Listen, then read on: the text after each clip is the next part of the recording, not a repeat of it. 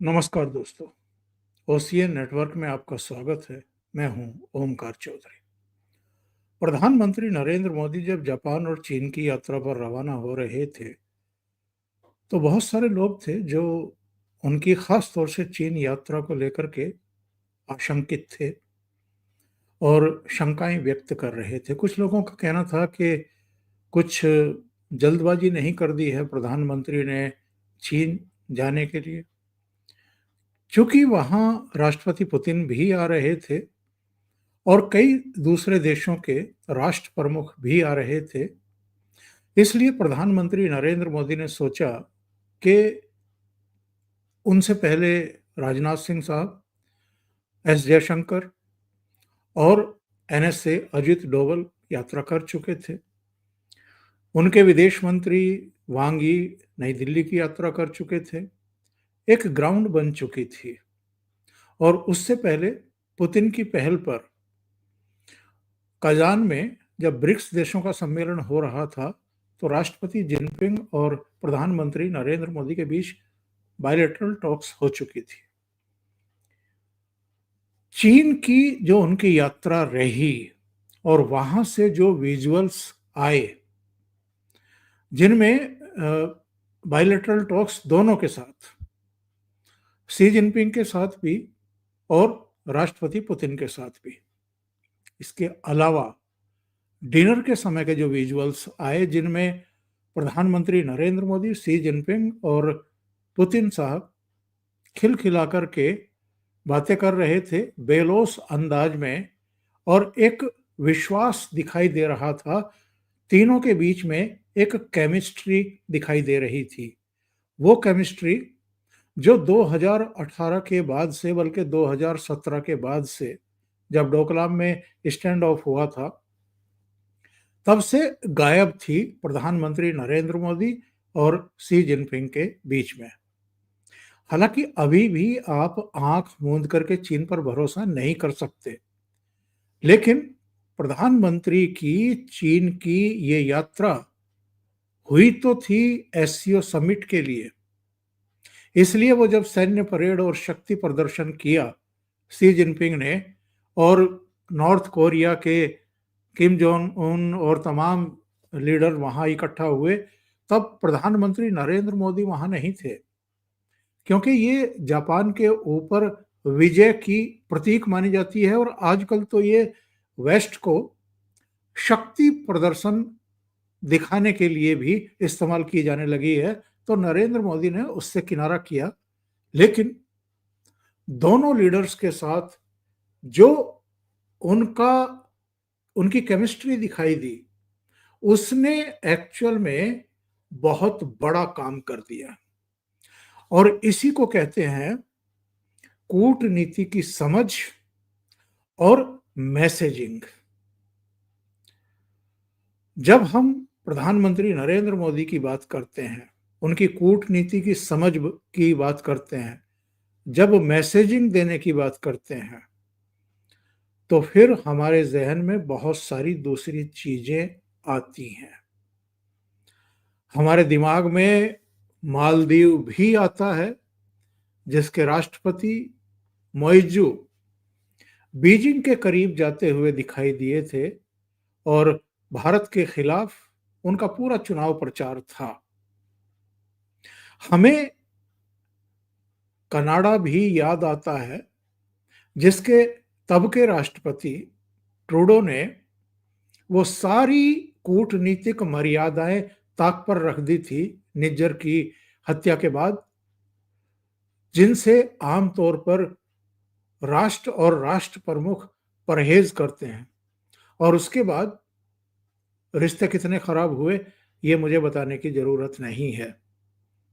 हमें ना सुधरने वाला पाकिस्तान और उसकी हरकतें भी याद आती हैं, और जिस पर हम भरोसा कर बैठे थे, यानी अमेरिका, उसने जो किया, और खास तौर से डोनाल्ड ट्रंप ने जो किया, जो प्रधानमंत्री नरेंद्र मोदी को अपना मित्र बताते थे, दोस्त बताते थे, उन्होंने केवल और केवल अपनी बातें मनवाने के लिए, ट्रेड डील अपने मन मुताबिक सिरे चढ़ाने के लिए एक बहाना किया कि भारत रूस से तेल खरीद रहा है, उसको रिफाइन कर रहा है, उससे मुनाफा कमा रहा है और दुनिया भर के देशों को सप्लाई कर रहा है।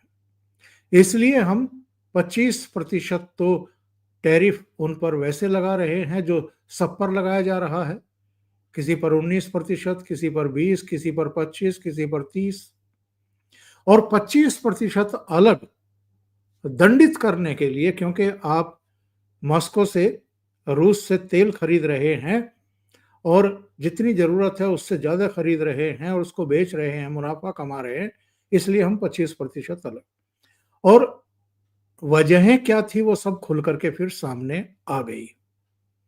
और इस बीच सीज फायर को लेकर के डोनाल्ड ट्रंप ने जिस तरह की बयानबाजियां की, भारत की इकोनॉमी को जिस तरीके से डेड इकोनॉमी करार दिया, आसिम मुनीर को व्हाइट हाउस बुला करके जिस तरह लंच उनके साथ किया, और भी कई हरकतें उनकी रही जिनकी वजह से दोनों देशों के बीच और दोनों लीडर्स के बीच में एक जबरदस्त टकराव और जबरदस्त तनाव की स्थिति पैदा हुई। इसमें आग में घी का काम किया उनके करीबी सहयोगियों ने, वो चाहे पीटर नवारो हों, चाहे इनके वित्त मंत्री बेसेंट हों, या बीच में एक दो बयान इनके एक दूसरे आर्थिक सलाहकार थे उनके भी आए, और खुद डोनाल्ड ट्रंप ने भी इन रिश्तों को खराब करने में और बद से बदतर करने में कसर बाकी नहीं छोड़ी थी। और जब वो विजुअल्स आए थे चीन के, जब रात्रि डिनर के समय ये लोग बेलौस अंदाज में बात कर रहे थे, उस पर भी अमेरिका की जिस तरह की टिप्पणी आई, नवारो की और दूसरे लोगों की, इनके वाणिज्य मंत्री की भी, और जो एक पुराना चित्र लेकर के डोनाल्ड ट्रंप ने 2 दिन पहले एक मैसेज किया था कि भारत और रूस को अमेरिका ने चीन के हाथों खो दिया है, वो भी ये शो कर रहा था कि प्रधानमंत्री नरेंद्र मोदी का चीन जाने का फैसला कितना सही था।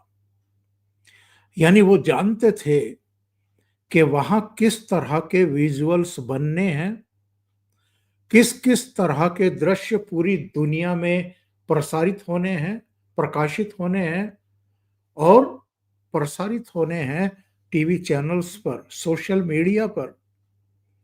वहां हमने ये भी देखा कि पाकिस्तान के प्रधानमंत्री शहबाज शरीफ की किस तरीके से भद पीटी, उनके अपने देश में उनकी वहां उपस्थिति, उनकी बॉडी लैंग्वेज और जिस तरह वो दीवार से लग करके खड़े हुए थे, ना कोई उनसे बात कर रहा था, ना वो किसी से बात कर रहे थे, उसके किस तरह के मैसेज पूरी दुनिया में गए।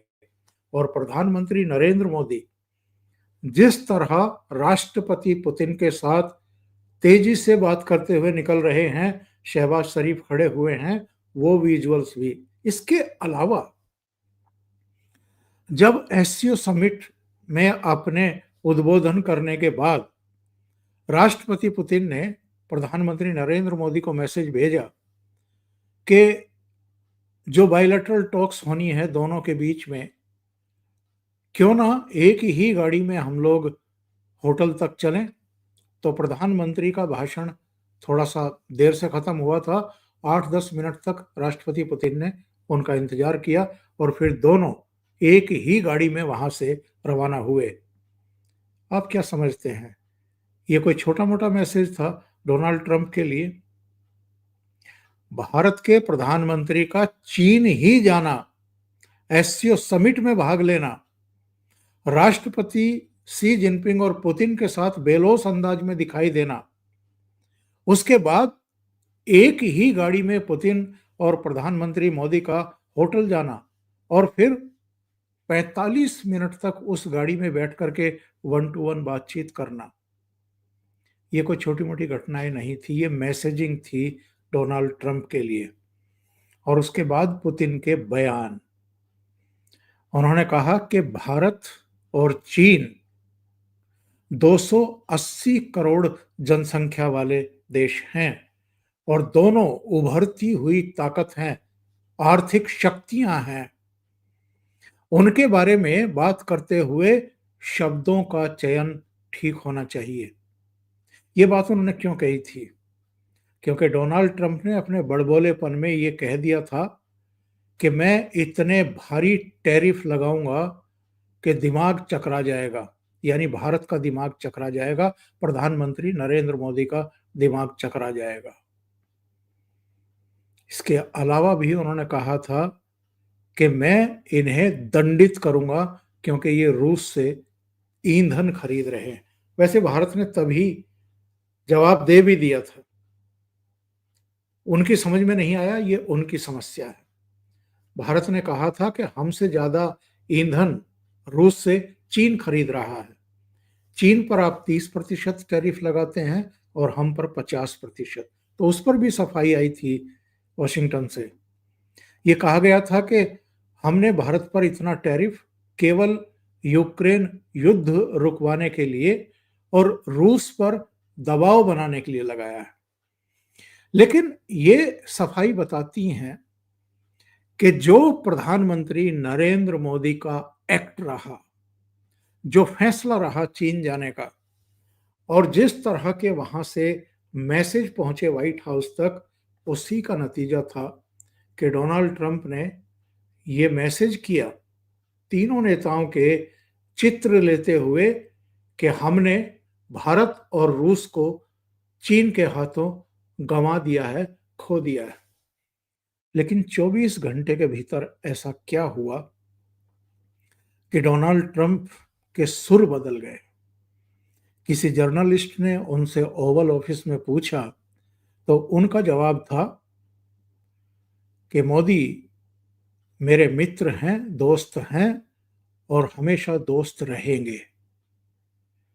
भारत से हमारे विशेष रिश्ते हैं और उनको लेकर के किसी को चिंता करने की जरूरत नहीं है। ये उतार चढ़ाव आते रहते हैं और ये उसका हिस्सा है जो इस समय चल रहा है। उन्होंने ये भी कहा कि नरेंद्र मोदी जो इस समय फैसले ले रहे हैं या जिस तरह का वो जेस्चर दिखा रहे हैं, उसको लेकर के मेरी नाराजगी है। यानी जो कुछ चीन यात्रा में प्रधानमंत्री नरेंद्र मोदी ने किया, उसका तीर बिल्कुल सटीक निशाने पर जाकर के लगा। और उसके बाद से, यानी डोनाल्ड ट्रंप के इस बयान के बाद से तमाम तरह की अटकलें फिर से शुरू हो गई कि क्या फिर से रिश्ते सामान्य होंगे। इसको लेकर के तमाम किंतु परंतु हैं, क्योंकि जो एक भरोसे का रिश्ता था वो तो डोनाल्ड ट्रंप ने अपनी लगातार बयानबाजियों से और जो भी उनके मंत्रियों की तरफ से बयानबाजी हुई है, वो तो उन्होंने गंवा दिया है, खो दिया है। और ये कोई और नहीं, अमेरिका के ही बहुत सारे पूर्व राजनयिक, उनके सहयोगी रहे, उनके एनएसए रहे, बोल्टन और दूसरे लोग, उन सब ने भी कहा है। लेकिन जब डोनाल्ड ट्रंप की तरफ से ये बयान आया कि मोदी मेरे मित्र हैं, तो प्रधानमंत्री नरेंद्र मोदी ने भी पहली बार एक ट्वीट किया और उनको टैग करते हुए किया, डोनाल्ड ट्रंप को, और कहा कि मैं आपकी भावनाओं की कद्र करता हूं, उनका सम्मान करता हूं। और उन्होंने ये भी कहा कि अमेरिका के साथ भारत के किस तरह के रिश्ते हैं। बस इतना सा ट्वीट किया प्रधानमंत्री मोदी ने। यानी अगर उन्होंने प्रधानमंत्री के बारे में कोई अच्छी बात कही तो प्रधानमंत्री ने उसका जवाब दिया, लेकिन जब बुरी बातें कही, जब गलत टिप्पणियां की, जब थ्रेट करने की कोशिश की, तो प्रधानमंत्री ने कुछ नहीं कहा। खामोश रह करके ही उनके हर वार को भोथरा साबित कर दिया, कोई रिएक्शन ही नहीं दिया।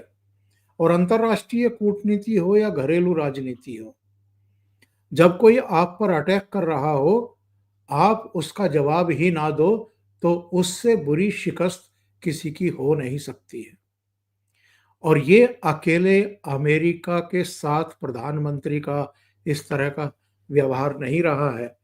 अकेले प्रधानमंत्री नरेंद्र मोदी ये अमेरिका को और डोनाल्ड ट्रंप को ही रास्ते पर लेकर के नहीं आए हैं वापस। इससे पहले आप याद करिए कि चीन की तरफ से भी आक्रामकता दिखाई गई थी। चीन ने भी एक तरीके से भारत का और प्रधानमंत्री नरेंद्र मोदी का भरोसा तोड़ा था। जब गलवान घाटी में उन्होंने घुसपैठ करने की कोशिश की, पूर्वी लद्दाख में जब उन्होंने स्थितियां बदलने की कोशिश की, एलएसी पर जिस तरीके से उन्होंने टेंट लगा करके अपना मोर्चा कायम किया, जबकि ये एक समझौता है 90 के दशक का कि गश्त के लिए तो आएंगे, जो निर्धारित पिलर्स हैं वहां तक, लेकिन वहां कोई नाइट स्टे नहीं करेगा। लेकिन चीन ने ये गुस्ताखी की थी और उसी का नतीजा गलवान में देखने को मिला था। इससे पहले 2017 में डोकलाम में भी टकराव इसीलिए हुआ कि वो गलत पॉइंट तक आ गए थे।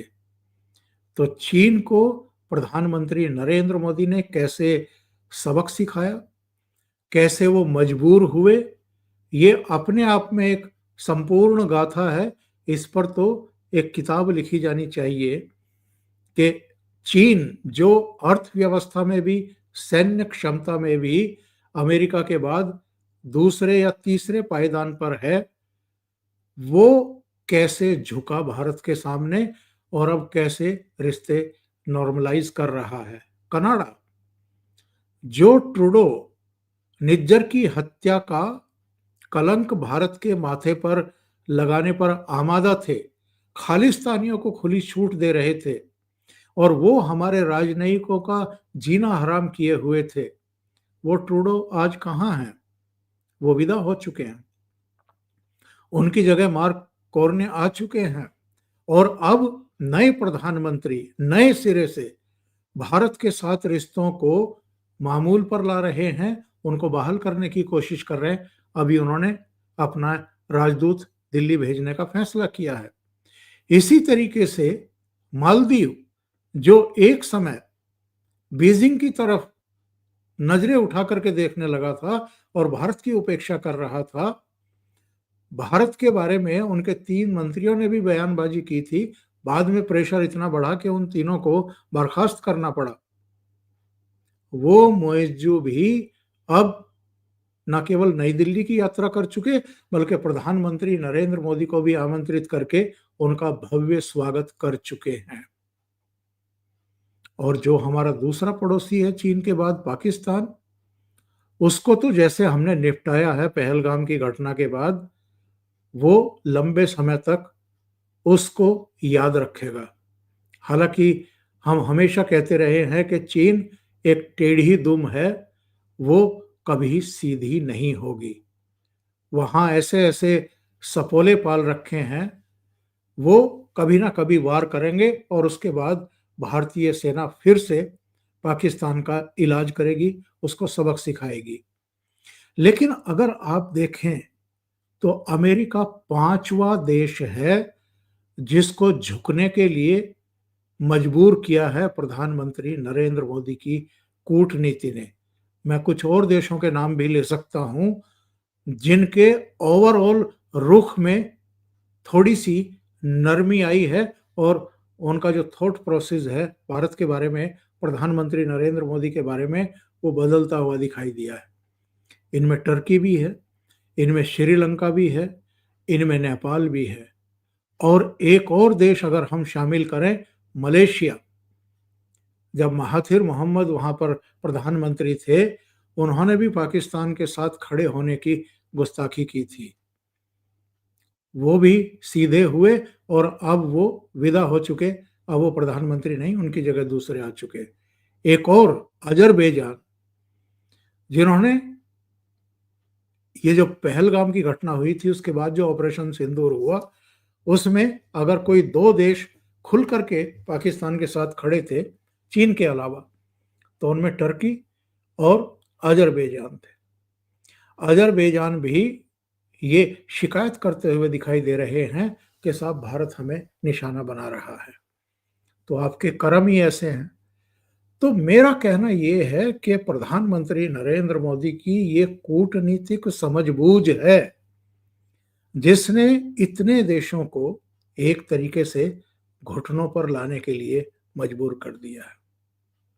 अभी के लिए इतना ही। बहुत-बहुत धन्यवाद। अगर आपको ये चैनल और इसके कंटेंट पसंद आ रहे हैं, तो लाइक करें, कमेंट करें, वीडियो को शेयर भी करें। अभी तक अगर आपने ये चैनल सब्सक्राइब नहीं किया है, तो सब्सक्राइब ज़रूर कर लें। साथ में लगे बेल आइकॉन को दबा दें, ताकि आगे आने वाले वीडियो और उनके नोटिफिकेशन आप तक पहुंचते रहें। आप चैनल को अगर कंट्रीब्यूट करना चाहते हैं, तो नीचे आप क्यूआर कोड देख रहे होंगे। इसके अलावा लिंक्स दिए हुए हैं, वहां जाकर के भी आप कंट्रीब्यूट कर सकते हैं। बहुत बहुत धन्यवाद। नमस्कार।